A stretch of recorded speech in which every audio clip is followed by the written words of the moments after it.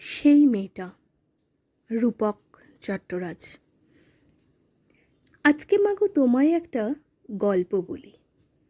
স্কুলের ওই সামনে যে এক ছোট্ট গলি, ছোট্ট মেয়ে দাঁড়িয়েছিল একা একা। কোচরে তার চাপা টগর যাচ্ছে দেখা। স্কুলটা যেই না আমার হলো ছুটি, টিফিন খাওয়া হয়নি, ছিল দুটো রুটি। ফুলের লোভে কাছে গিয়ে বলি তাকে, ভয়েতেও কোচর খালি আগলে রাখে। দিলাম তাকে টিফিন বাক্স উজাড় করে। চাপা টগর দিল আমার দুহাত ভরে। খাবার পেয়ে ফুলগুলো সব আমায় দিয়ে সে খুব খুশি, বলল আমায় বাড়ি গিয়ে মাকে দেব।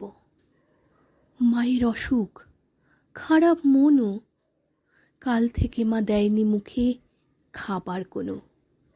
আসলে মা খাবেই বা কি, যায়নি কাজে। আমার মাঝে 8টা বাড়ির বাসন মাঝে। এসব বলেই ভাসিয়ে দিলে চোখের জল।